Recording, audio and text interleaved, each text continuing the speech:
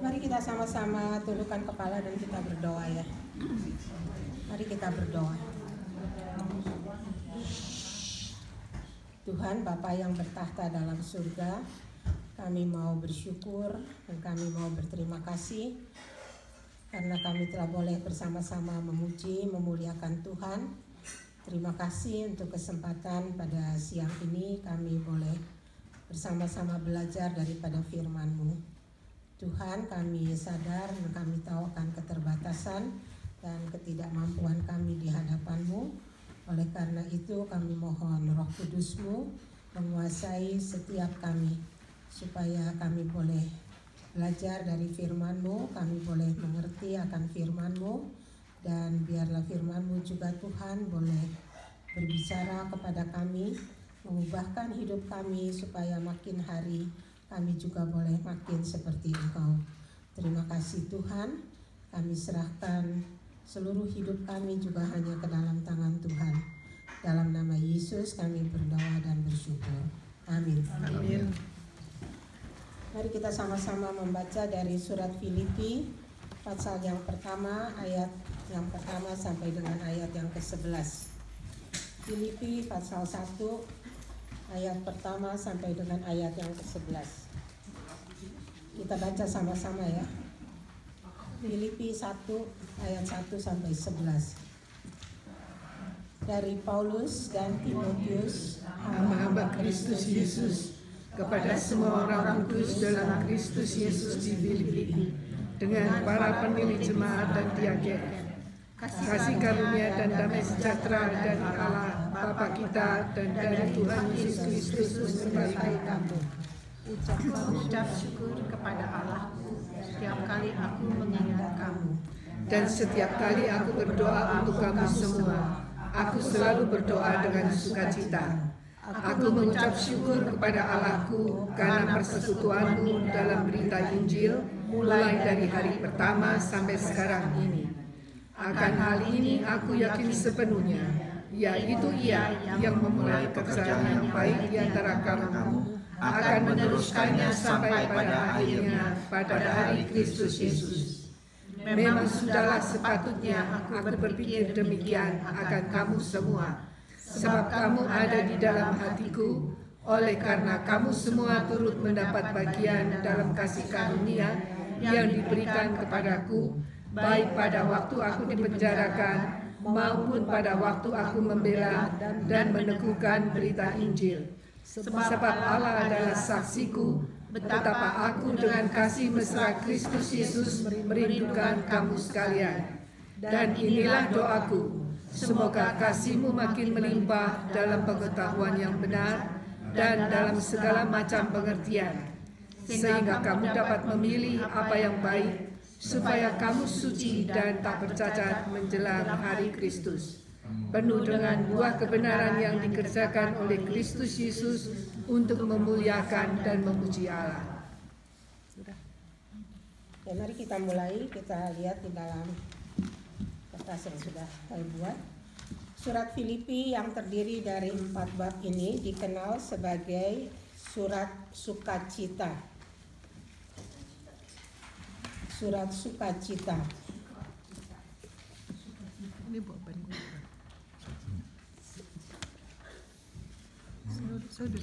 Di dalam surat ini Paulus sampai 16 kali menulis dan mengajak jemaatnya untuk hidup di dalam sukacita Kristus.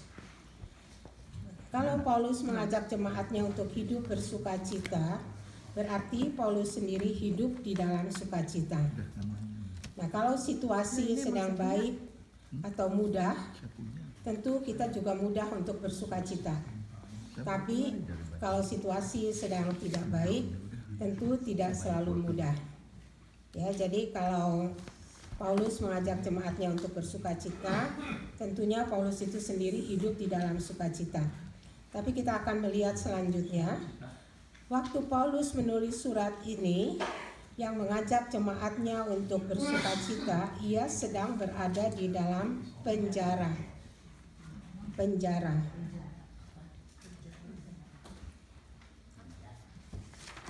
Paulus sedang menantikan keputusan Kaisar mengenai dirinya, yaitu ia akan dihukum mati atau dibebaskan.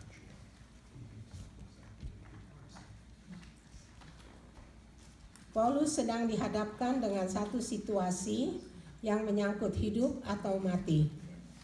Nah, dalam situasi seperti inilah Paulus menulis surat ini, yaitu mengajak jemaatnya untuk tetap bersukacita. Ya, jadi di sini kita melihat ya, Paulus itu mengajak jemaatnya untuk bersukacita, tapi sebetulnya Paulus sendiri berada di dalam situasi di mana dia itu sedang menghadapi hidup atau mati. Nah, sekarang kita mau sama-sama melihat apa yang menjadi rahasia Paulus sampai dia bisa tetap teguh dan dia bisa tetap bersukacita menghadapi situasi seperti ini. Kalau kita seperti Paulus dihadapkan dengan hidup yang mati, mungkin kita udah stres, kita udah nangis terus atau apapun juga ya. Tetapi di sini kita melihat Paulus itu enggak demikian. Dan karena itu kita mau belajar apa yang menjadi rahasia Paulus sehingga dia tetap bisa tetap teguh di dalam menghadapi situasi seperti ini. Kita lihat di dalam ayat yang pertama. Di dalam ayat yang pertama di situ dikatakan, dari Paulus dan Timotius, hamba-hamba Kristus. Jadi Paulus mengatakan dirinya itu adalah hamba-hamba Kristus.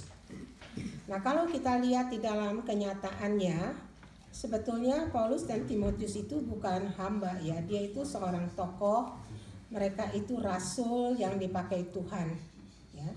Jadi Paulus dan Timotius itu adalah tokoh dan rasul yang dipakai Tuhan secara luar biasa. Luar biasa.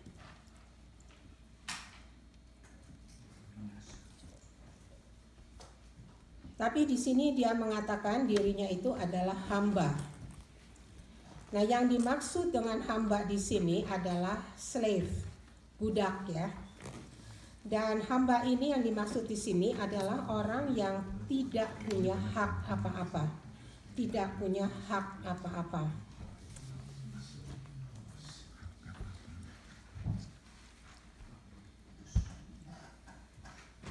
Hidupnya sepenuhnya adalah milik tuannya dan dia hanya melakukan kehendak tuannya. Dia tidak mempunyai kehendak sendiri. Jadi hidupnya sepenuhnya adalah milik tuannya dan hanya melakukan kehendak tuannya. Jadi itu adalah situasi atau keadaan seorang hamba. Dia sama sekali tidak punya kehendak, dia tidak bisa punya keinginan apa-apa. Dia semata-mata adalah milik tuannya dan melakukan kehendak tuannya. Nah, di sini Paulus mengatakan dia adalah hamba Kristus. Berarti dia adalah milik Kristus. Dia adalah milik Kristus dan taat sepenuhnya pada kehendak Kristus.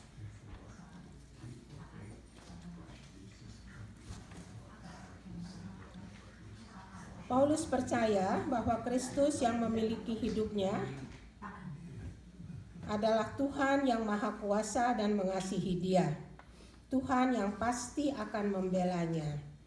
Ya, jadi kalau kita bertanya kenapa sampai Paulus itu bisa taat sepenuhnya kepada Tuhan dan dia menyatakan dia adalah milik Kristus, intinya adalah di sini Paulus itu mengenal Tuhannya, karena itu dia bisa tetap bersukacita. Jadi Paulus mengenal Tuhannya. Jadi kalau kita berhenti sampai di sini, hal yang pertama yang membuat Paulus itu bisa tetap bersukacita walaupun dia berada di dalam situasi hidup dan mati adalah karena dia itu mengenal Tuhannya. Dia tahu Tuhannya itu mengasihi dia, dia tahu Tuhannya itu akan membela dia. Nah, inilah yang menjadi kekuatan Paulus yang pertama. Dia mengenal Tuhannya dengan benar. Kemudian kita lihat di dalam ayat yang ketiga sampai dengan ayat yang kelima. Dalam ayat yang ketiga sampai yang kelima itu di situ dikatakan, aku mengucap syukur kepada Allahku. Kemudian ayat yang keempat, setiap kali aku berdoa kepada kamu, aku berdoa dengan sukacita. Dan Paulus kemudian mengatakan lagi, aku mengucap syukur kepada Allahku karena persekutuanmu dalam berita Injil mulai dari hari pertama sampai sekarang ini. Jadi kalau di sini dikatakan Paulus itu bersukacita, Paulus itu mengucap syukur kepada Tuhan, itu tentu ada satu alasan. Ada alasan mengapa sampai dia itu mengucap syukur. Dan dia mengucap syukur dikatakan karena dia selalu mengingat mereka itu persekutuan mereka dalam berita Injil dan sebagainya. Jadi dalam ayat yang ketiga sampai 5 dikatakan Paulus itu mengucap syukur karena kesetiaan jemaatnya dalam bersekutu, dan Paulus itu selalu berdoa dengan sukacita. Berarti kalau Paulus mengucap syukur, Paulus itu bisa berdoa dengan sukacita, berarti dalam menghadapi situasi yang menegangkan ini Paulus itu bisa melihat ada sesuatu hal yang baik di dalam diri jemaatnya, yaitu bahwa mereka itu setia di dalam bersekutu. Dalam menghadapi situasi hidup yang menegangkan ini, ternyata Paulus berfokus kepada hal-hal yang positif, yang patut disyukuri.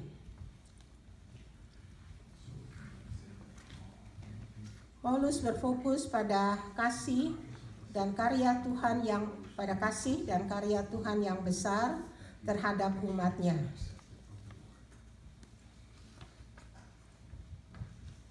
Ya, jadi hal yang kedua itu yang Paulus lakukan yang membuat dia bisa tetap bersukacita ialah dia itu berfokus kepada kasih karya Tuhan yang begitu besar. Dia berfokus pada kebaikan Tuhan yang luar biasa, dan di sini dikatakan bahwa pada saat dia berfokus kepada kebesaran dan kuasa Tuhan, ini membuat Paulus dapat melihat masalahnya sendiri itu kecil. Ini membuat Paulus dapat melihat bahwa masalahnya sendiri kecil dibanding dengan kemahakuasaan Tuhan. Paulus yakin Tuhan pasti sanggup menolong dan membuat hidupnya, dan ini membuat hidupnya damai dan dapat bersukacita. Nah, inilah hal yang kedua yang membuat Paulus dapat tetap bersukacita, ialah karena dia selalu berfokus pada kebaikan Tuhan, berfokus pada kebesaran Tuhan, berfokus pada kemahakuasaan Tuhan, sehingga pada akhirnya dia melihat masalah dia itu kecil dan dia bisa tetap bersukacita. Yang ketiga, ayat yang ke-6 dikatakan, akan hal itu aku akan yakin sepenuhnya bahwa ia yang memulai pekerjaan yang baik di dalam kamu akan meneruskan sampai pada akhirnya pada hari Kristus Yesus. Jadi ayat yang ke-6, Paulus berpegang pada janji Tuhan, janji.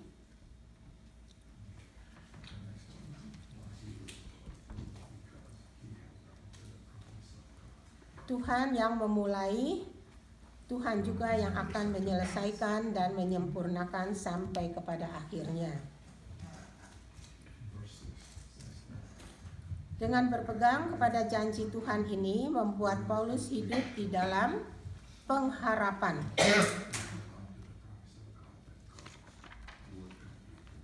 Berpegang pada janji Tuhan ini membuat Paulus hidup di dalam pengharapan yang pasti akan penggenapan janji Tuhan ini. Nah, ini hal yang ketiga yang membuat Paulus itu dapat tetap bersukacita, yaitu dia punya janji Tuhan dan dia berpegang kepada janji Tuhan. Dia berharap Tuhan pasti akan menggenapi janjinya itu. Lalu ayat yang terakhir, ayat 11, dikatakan tujuan hidup Paulus itu semata-mata adalah memuliakan Tuhan. Karena itu dia mengarahkan hatinya pada buah-buah kebenaran yang akan dihasilkan oleh jemaatnya. Nah, inilah kalau kita bertanya kenapa Paulus yang berada di dalam penjara, berada di dalam hidup dan mati, tapi bisa tetap bersukacita, bisa tetap hidup di dalam damai. Kesimpulannya itu ialah bahwa ada 4 hal ini yang sudah kita baca. Sini kita baca kesimpulannya, hidup ini penuh dengan hal-hal yang menyenangkan ataupun tidak menyenangkan. Kita dapat terus bersukacita kalau yang pertama tadi, kalau kita mengenal Tuhan dengan benar. Kita tahu siapa Tuhan kita, Dia adalah Tuhan yang baik, Tuhan yang tidak pernah meninggalkan kita. Kemudian yang kedua, kalau kita selalu berfokus pada kebaikan, kebesaran Tuhan, sehingga pada saat kita berfokus pada kebesaran Tuhan, kita akan melihat masalah kita menjadi kecil dan tidak ada artinya di hadapan Tuhan. Dan kemudian yang ketiga, kita terus berpegang kepada janji Tuhan, berharap akan penggenapan janji itu. Dan keempat, yaitu supaya tujuan hidup kita ini selalu memuliakan Tuhan. Nah, Alkitab itu penuh dengan anjuran, penuh dengan hal-hal yang mengajak kita untuk hidup di dalam sukacita, hati yang gembira, bersukacita senantiasa. Dan dari Paulus ini kita belajar bahwa kita bisa melakukan firman Tuhan ini kalau kita juga melakukan 4 hal seperti yang dilakukan oleh Paulus ini. Amin. Amin. Mari kita berdoa.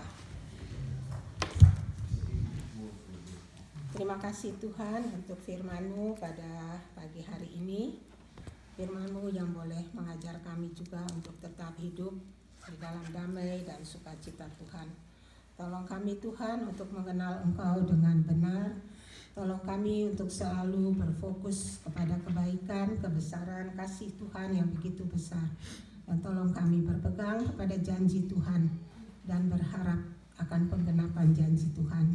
Dan hidup kami memuliakan Tuhan. Terima kasih Tuhan. Dalam nama Yesus kami berdoa. Amin. Amin.